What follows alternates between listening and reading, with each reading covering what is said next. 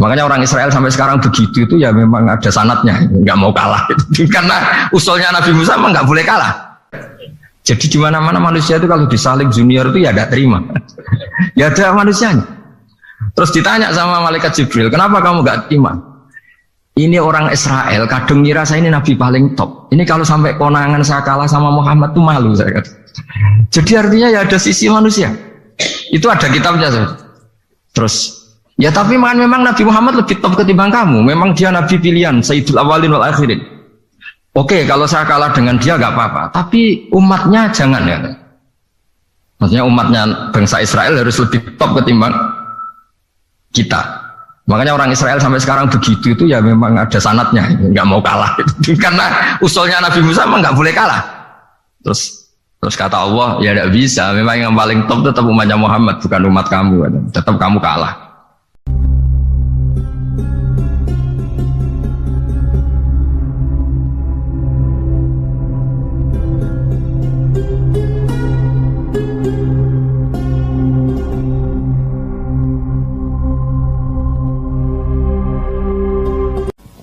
Assalamualaikum warahmatullahi wabarakatuh. Makanya orang Israel sampai sekarang begitu itu ya memang ada sanadnya, nggak mau kalah. Karena usulnya Nabi Musa memang nggak boleh kalah. Ketika Rasulullah melangkai makamnya Nabi Musa, makam itu status ranking lah kalau dalam bahasa Indonesia itu. Kalau bahasa Indonesia itu ribet, makam itu kuburan. Makanya orang Indonesia sering tanya saya, Gus, makamnya Nabi Ibrahim kok batu? Makam yang dekat Ka'bah itu bukan makam dengan makna kuburan, itu tempat yang dipakai Nabi Ibrahim membangun apa? Ka'bah. Cara Jawa pancatan itu. Nabi Musa itu gak terima, komplain sama Allah. Ya Allah, ini lebih junior ketimbang saya. Kenapa makamnya melangkai saya? Ini tidak fair. Jadi di mana-mana manusia itu kalau disalib junior itu ya tidak terima. Ya ada manusianya. Terus ditanya sama malaikat Jibril, kenapa kamu gak terima? Ini orang Israel kadang ngira saya ini Nabi paling top. Ini kalau sampai konangan saya kalah sama Muhammad tuh malu saya kata. Jadi artinya ya ada sisi manusia. Itu ada kitabnya. Terus ya tapi memang Nabi Muhammad lebih top ketimbang kamu. Memang dia Nabi pilihan, Sayyidul Awalin wal Akhirin. Oke, kalau saya kalah dengan dia gak apa-apa. Tapi umatnya jangan ya. Maksudnya umatnya bangsa Israel harus lebih top ketimbang kita. Makanya orang Israel sampai sekarang begitu itu ya memang ada sanadnya, nggak mau kalah. Karena usulnya Nabi Musa memang nggak boleh kalah. Terus kata Allah, ya tidak bisa. Memang yang paling top tetap umatnya Muhammad, bukan umat kamu. Tetap kamu kalah. Sehingga setelah kalah dan menang itu kita terus tidak tahu. Misalnya begini ya, penemu komputer atau penemu mobil sama yang beli mobil itu hebat mana? Kalau bicara keilmuan ya hebat penemunya. Tapi kalau bicara kapitalistik, udah bikinkan mobil yang mewah gini-gini, nanti tanggal ini jadi ya. Hebat mana yang nyuruh sama yang disuruh? Kalau logikanya pakai gitu. Hebat mana yang nyuruh sama yang disuruh? Artinya, kamu milih jadi mana? Penemu mobil, hebat kan? Tapi terus sama orang kaya diminta, bikinkan ini, speknya seperti ini, selesai gini. Hebat mana? Nyuruh sama disuruh? Menyuruh. Tapi yang nyuruh tidak bisa bikin mobil, yang disuruh bisa. Pinter mana? Pinter yang disuruh. Tapi pertanyaannya, wong bisa nyuruh ngapain bikin sendiri? Pinter mana? Ini mohon maaf karena di sini banyak orang nggak jelas-jelas juga. Artinya terus subjektivitas manusia ini tetap ada gitu. Kalau bisa beli ngapain bikin gitu. Tapi kalau bisa bikin ngapain beli gitu. Nah mungkin perdebatan di kementerian atau di yayasan atau di kampung-kampung atau di apa mesti begitu. Dan itu di Mi'raj juga digambarkan bahwa antar nabi ini ya ada kompetisi. Wa fi dzalika falyatanafasil mutanafisun. Tapi bedanya nabi dengan kita itu satu. Nabi itu kalau keliru dengan tanda petik, nabi itu kalau keliru itu jadi berkah. Itu bedanya kita. Kalau kita keliru kan keliru betul. Kalau nabi itu tidak kelirunya itu jadi berkah. Ini saya punya dua contoh kalau boleh dibahasakan ya, kekeliruan nabi atau dengan tanda kutip kekeliruan nabi. Tapi saya ulang lagi dengan tanda kutip. Nabi Musa itu ketika Nabi Muhammad ditanya, kenapa kamu dipanggil jauh-jauh? Disuruh sholat 50 rakaat. Nabi Ibrahim nggak komplain, karena beliau Nabi yang baik. Semua Nabi nggak komplain, kecuali Nabi Musa. Kata Nabi Musa, jangan Muhammad, kebanyakan itu. Bilang ke Allah supaya didiskon. Ya. Nabi kembali sama Allah, ya sudah tak kurangi 5. Turun lagi, masih berapa? 45. Masih kurang. Itu sampai 9 kali, akhirnya terkurangi berapa? 45 rakaat. Itu Nabi Musa masih bilang, dah minta lagi keringanan. Itu kalau diruti nggak jadi sholat kan? Kalau satu lagi kan masih terus hilang itu kewajiban sholat.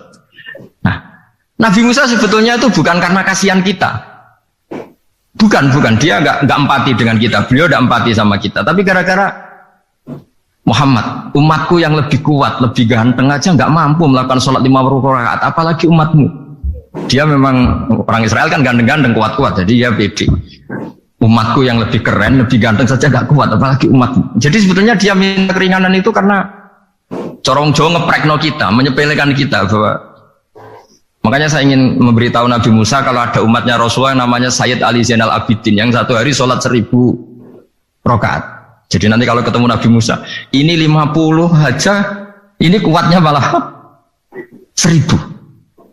Nah akhirnya, tapi barokahnya Nabi Musa yang sentimen ini, sholat gak jadi 50, tapi 5. Itu bedanya Nabi sama kita. Ada contoh yang lebih ekstrim, kelirunya Nabi itu Nabi Yunus.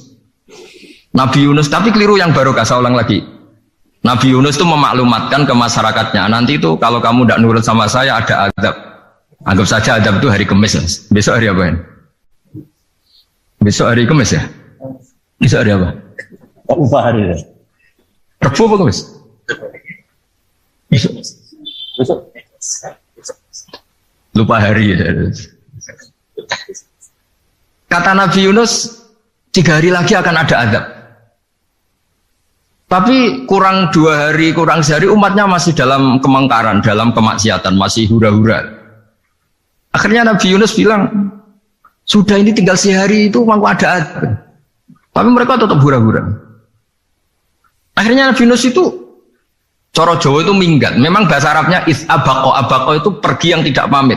Itu kalau kamu cari di kamus abaqo itu maknanya itu minggat, pergi yang tidak pamit. Sama Allah dibahasakan abaqo.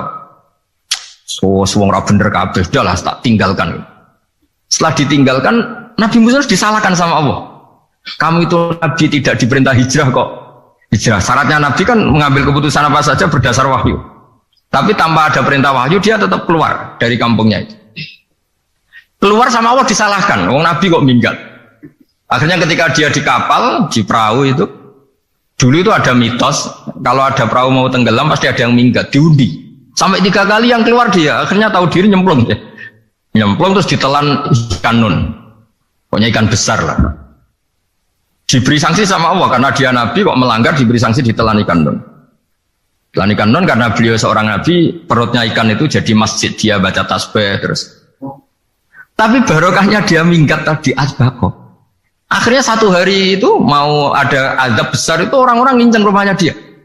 Diinceng. Kalau betul ada azab, pasti orang ini lari. Masa ada azab dia di sini? Diinceng ternyata gak ada. Wah berarti bener ini ada azab. Buktinya dia gak ada. Jadi unik. Akhirnya dicinceng gak ada terus dia, wah berarti ada azab betul. Hari itu masyarakatnya tobat semua karena ini ada betul. Buktinya Nabi Yunus sudah lari, berarti dia tidak ingin kena.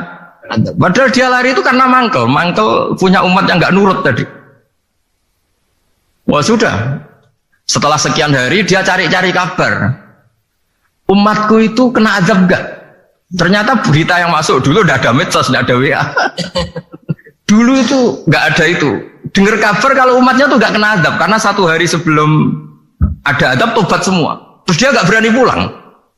Karena ada hukum sosial di sana. Kalau ada orang bohong, hukumnya dibunuh.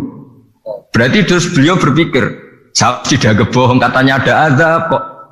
Masyarakat saya baik-baik saja. Makanya setiap ketemu kaumnya dia lari karena takut dibunuh. Ternyata kaumnya sudah iman semua, mau ngejar dia dijadikan imam. Akhirnya, oh iya. Jadi itu bedanya Nabi sama ndak. Jadi Nabi itu kalau kelirunya itu barokah. Makanya kita tidak usah ikut keliru, karena keliru kita ini pasti tidak barokah. Itu musibah itu. Jadi dulu ceritanya Anting juga gitu. Yang namanya istri dua itu kan cemburu. Pertama Nabi Ibrahim punya istri namanya Sarah. Terus lama-lama karena belum punya anak, terus sama Sarah sendiri yang nyuruh supaya nikahi Hajar. Setelah punya anak cemburu. Kata Sarah, pokoknya saya nggak terima kalau kamu nggak ngelukai Hajar. Mulai dulu lelaki itu sudah pinter ngotak-ngatik. Kalau dilukai pipinya nanti tidak cantik. Apa ya? Yang penting lukai tapi tetap cantik. Terus ada Anting itu. Anting itu dulu ceritanya itu dilukai tapi tambah cantik. Nabi Ibrahim akhirnya melukai. Seneng Sarah karena sudah dilukai. Ternyata barokahnya dilukai itu jadi Anting yang mempercantik perempuan. Padahal melukai istri itu kan tidak boleh.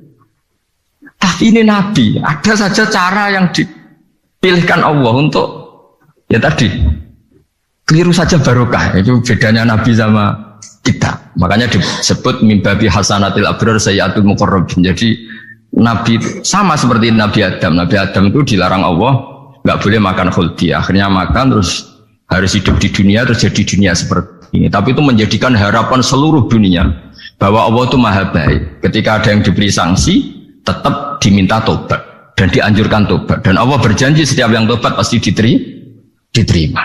Sehingga terus kita sampai sekarang nggak pernah putus asa karena sudah diberi contoh bahwa bapak kita yang pernah salah dijanjikan tobat dan Allah pasti menerima tobat itu. Jadi ini bedanya kita dengan Nabi. Jadi semoga lewat pengajian ini atau ngaji bareng ini kita tahu kalau kita ahli astronomi atau ahli meteorik mungkin takut kita kejatuhan meteor. Kalau ahli gempa mungkin takut lempengan kita gini terus gempa. Kalau ahli tsunami takutnya tsunami. Kalau ahli sosial takut chaos. Mungkin yang ahli perbankan takut ras. Jadi kalau nuruti takut itu ya takut lah. Tapi cobalah kita iman lagi. Tadi kata Bu Menteri sudahlah punya hasbunallah wa ni'mal wakil, ya sudah, Indonesia pasti akan baik-baik saja dan kita akan selalu berharap dengan kecerdasan, dengan ikhtiar, tapi kita akan selalu berdoa kepada Allah Subhanahu wa taala. Alhamdulillah, telah kita simak bersama kajian beliau.